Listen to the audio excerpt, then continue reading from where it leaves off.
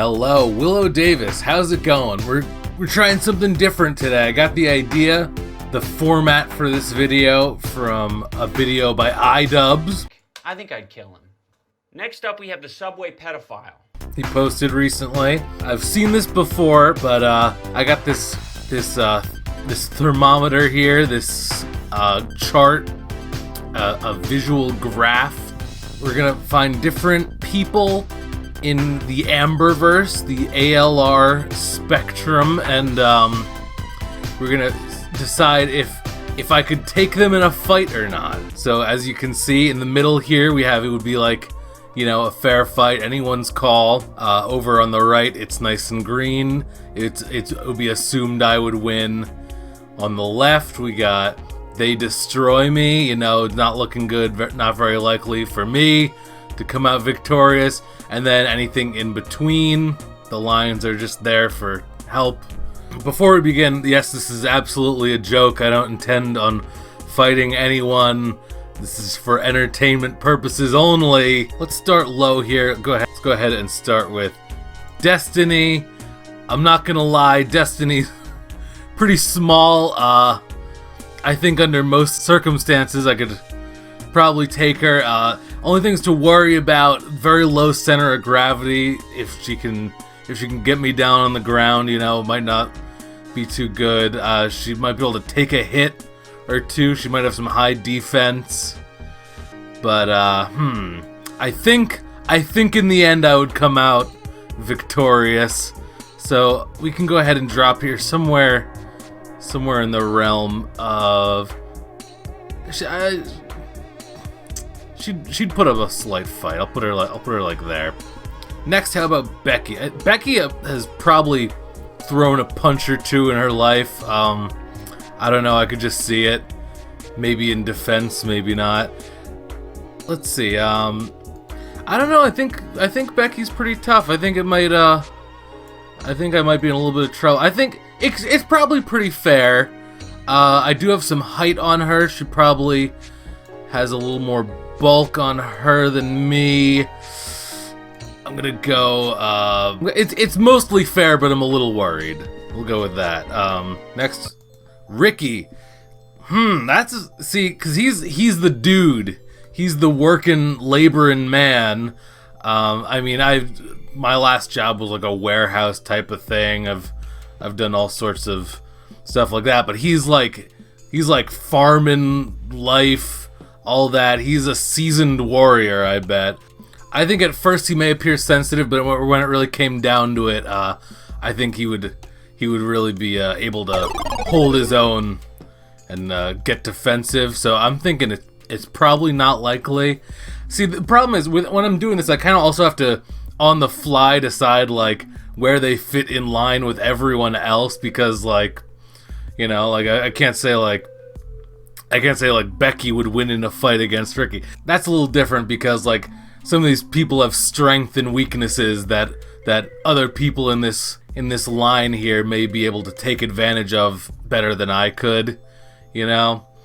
So I would kind of put Ricky around here, but it all kind of depends, because if I did something to Eric first, I know Ricky would probably get like a berserker rage buff and just come out of nowhere with like max HP and double damage or something. So I'm gonna slide him down towards this direction. Rafe. I don't know what possessed me to put Rafe on this list, but if there's anything I know from enemies with strange neon colors, she's definitely dealing some poison damage upon touch.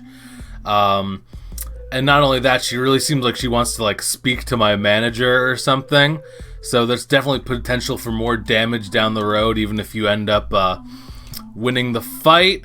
Let's see. I think she's probably more talk than actual fight, though. So we'll put it on. I could probably do it, although I would probably get canceled somewhere in the near future. But for the fight in general, I'm thinking I could probably do it. Okay, Dana. Now Dana, super high defense, probably some very high attack too, but the speed's probably not there. So if I could take advantage of that, get a good couple of shots in early, may be able to take her down. But again, I'm thinking if she gets one good thwap in there, it could be over. But in the end, I think it'll be close. It's a fair fight. It's a fair fight. It's hard to tell what the outcome would be. Next, Zachary Michael. Zach, quick-witted, very high charisma, so that's always a worry. You don't know if he's going to be able to convince others to join the fight against me or something.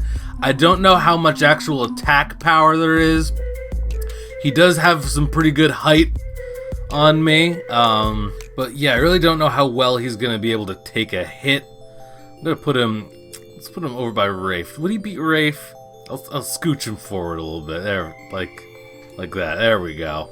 Next, Crystal. I don't know a whole lot about Crystal, but I'm just gonna go ahead and say I'm like imagining a Michael Myers situation, like she just will not go down no matter what you throw at her. In fact, I feel like if you were to take Michael Myers' mask off, it would just be Crystal under there. I have nothing to back that up. I know very little. I was not watching Amberlynn around the Crystal era, but I'm thinking truly indestructible raw power. So she goes right up there. Next we have special character, the Binge Monster. The ultimate final boss for Amberlynn, but I'll go ahead and say it. I lose to the Binge Monster frequently. So I'm gonna go ahead and say that's a pretty assumed loss on my end. I think the Binge Monster comes knocking, I'm opening the door, to be quite frank. There are times I may resist, but so we're gonna put the Binge Monster right over here. Next, Amberlynn, the protagonist. Let's see, this is a tough one. There's definitely some hidden danger here. We really don't know what she's capable of. It's very secretive at times. I think she's capable of a one-hit KO, but it's definitely a rare occurrence. So I think 9 times out of 10 I would be able to avoid. I think maybe with just some speed, get behind her, give a push. I think if you could get her down, it's a pretty guaranteed win for you. So I think I could probably do it, but this is one of those scenarios where like I'm putting her in front of Destiny, but in a matchup between the two, Amberlynn's like has a 50% weakness to Destiny, so Destiny would absolutely mop the floor with Amberlynn if it was a fight between the two. But against me, I'm thinking Amberlynn's got a better shot than Destiny. Next, Michael B. Petty. See, Michael, he'd be able to mind game victory a lot of the people on this list, I'm sure. He's got a sharp wit, a silver tongue. He may be able to trap me in some way, I don't know. He does have towering height over me, and I know he's been hitting the gym quite hard lately, so I'm thinking it's probably not looking good for me. I'm putting him around here, although he could definitely beat the Binge Monster, but I don't know if he could take on Ricky. So it's just kind of that weird area there. He may have a weakness for Ricky, who knows. For good measure, I also want to throw Foodie Beauty in here, Chantal. Though she's not directly related to these things, she's forced herself in far enough into the ALR universe that I think she deserves a spot. There's a lot to think about here. I mean, she's probably like on the slightly older side. I don't know if that could have any effect. Very ruthless, very nasty. Probably very little regard for mercy. Probably doing some cheap shots here and there. Quite frankly, I don't think we could trust her enough to come to a fair fight and not bring some type of cheap weapon, like some kind of steak knife or something. So I'm thinking right there, it's not looking pretty good right off the bat. I think she'd be willing to do whatever it takes to get that victory in there. Not to mention she is Canadian, so that's health regen right there without even having to waste a turn. So I'm thinking it's not looking good for me. Throw her somewhere in this realm like that. Then finally we have Eric Cook. See, you might think nothing to worry about, but I have some thoughts. You know, it's hard to tell. He seems quiet, rather timid, but something about, there's like a rage in there. I sometimes feel like I don't know if it's like a Kid Gohan situation where like if you start going at him, like it'll awaken a beast inside of him or something like that.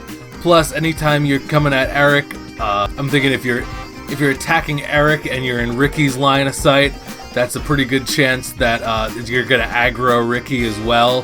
He might join the fight against you. But that being said, I think he probably has a lot of weak points. I think if you just try your luck hitting different spots, eventually you'll find something that he can't recover from. So I think I'm gonna put him like slightly above Destiny, I think. So there you have it, the threat levels of various Amberlin universe character fighters in the situation of a fight against me. If you have any other ideas where this graph could work and you want to see more videos like this, be sure to let me know. If you could think of some alternate forms or evolutions of these characters that may be more or less of a threat, we could talk about that in the comments. Go hang out down there with me. Be sure to check out merch. There's links down below. Got some brand new stuff from Teespring, including Little Binge Monster shirts, so check those out. And on top of that, you could follow me on Instagram and Twitter at WiLLo Davis Rocks. Make sure you're subscribed and hit the bell and all that for more videos. Give this a like while you're at it, and I'll include my P.O. box down in the description if you want to send me something. And hope you have a great day, you know? Have a good one. WiLLo Davis out.